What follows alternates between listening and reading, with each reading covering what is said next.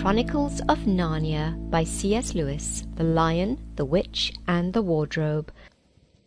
Chapter 1. Lucy Looks into a Wardrobe. Once there were 4 children whose names were Peter, Susan, Edmund, and Lucy. This story is about something that happened to them when they were sent away from London during the war because of the air raids.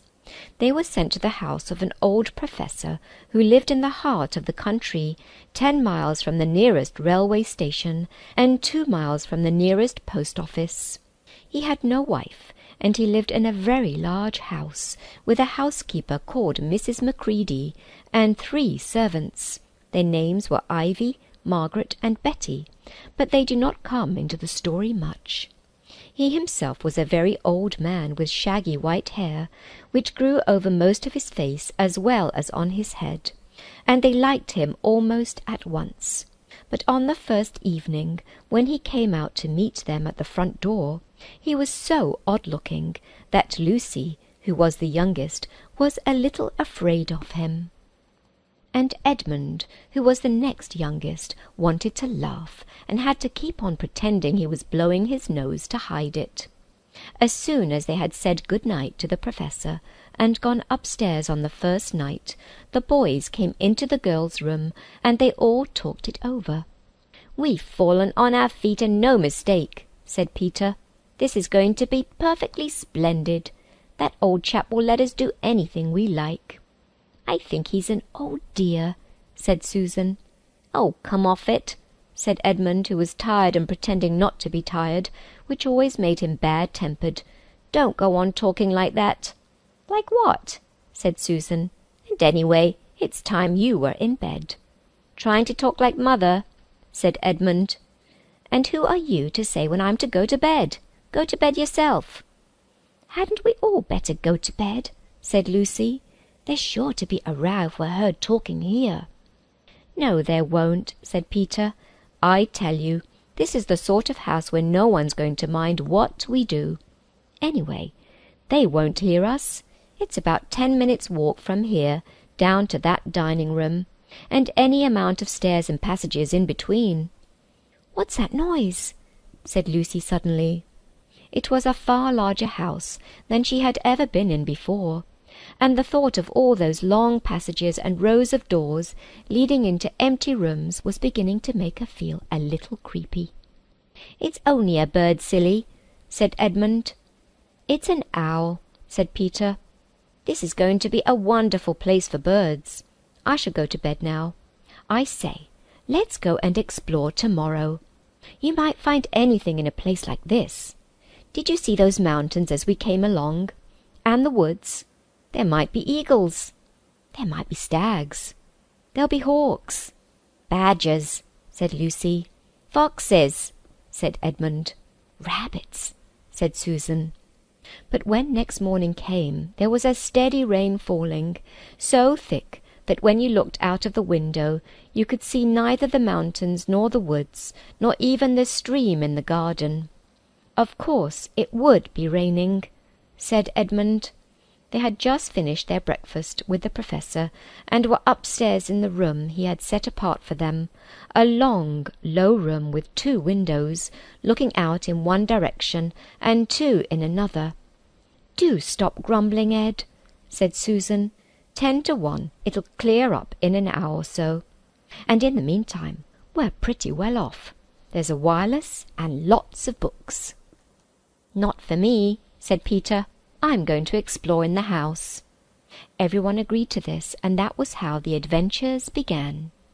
It was the sort of house that you never seemed to come to the end of, and it was full of unexpected places. The first few doors they tried led only into spare bedrooms, as everyone had expected that they would.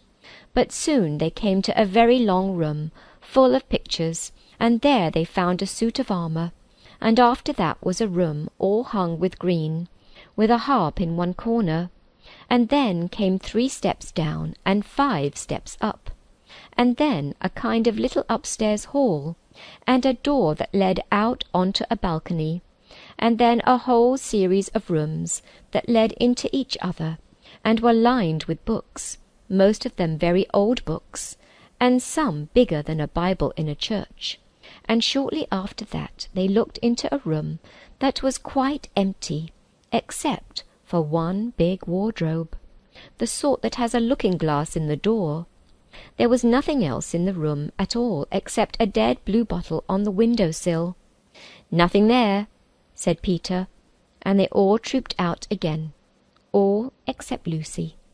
She stayed behind because she thought it would be worth while trying the door of the wardrobe, even though she felt almost sure that it would be locked. To her surprise, it opened quite easily, and 2 mothballs dropped out. Looking into the inside, she saw several coats hanging up, mostly long fur coats. There was nothing Lucy liked so much as the smell and feel of fur. She immediately stepped into the wardrobe and got in among the coats and rubbed her face against them, leaving the door open, of course, because she knew that it is very foolish to shut oneself into any wardrobe. Soon she went further in, and found that there was a second row of coats hanging up behind the first one. It was almost quite dark in there, and she kept her arms stretched out in front of her so as not to bump her face into the back of the wardrobe. She took a step further in, then 2 or 3 steps, always expecting to feel woodwork against the tips of her fingers, but she could not feel it. "This must be a simply enormous wardrobe," thought Lucy, going still further in and pushing the soft folds of the coats aside to make room for her. Then she noticed that there was something crunching under her feet. "I wonder, is that more mothballs?" she thought, stooping down to feel it with her hand. But instead of feeling the hard, smooth wood of the floor of the wardrobe, she felt something soft and powdery and extremely cold. "This is very queer," she said, and went on a step or 2 further. Next moment she found that what was rubbing against her face and hands was no longer soft fur, but something hard and rough and even prickly. "Why, it is just like branches of trees!" exclaimed Lucy. And then she saw that there was a light ahead of her, not a few inches away, where the back of the wardrobe ought to have been, but a long way off. Something cold and soft was falling on her.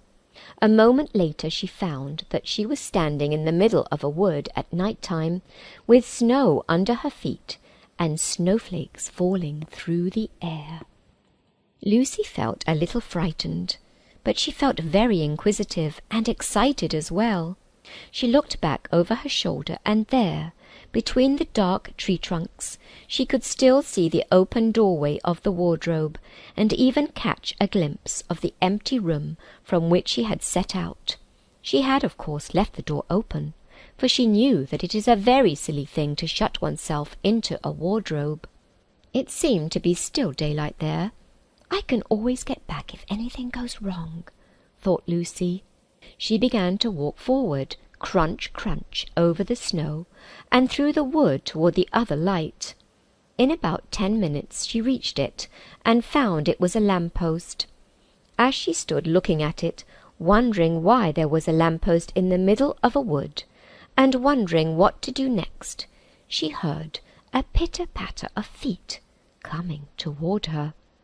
And soon after that, a very strange person stepped out from among the trees into the light of the lamp-post. He was only a little taller than Lucy herself, and he carried over his head an umbrella, white with snow. From the waist upward he was like a man, but his legs were shaped like a goat's. The hair on them was glossy black, and instead of feet he had goat's hooves. He also had a tail, but Lucy did not notice this at first, because it was neatly caught up over the arm that held the umbrella, so as to keep it from trailing in the snow. He had a red woolen muffler round his neck, and his skin was rather reddish too.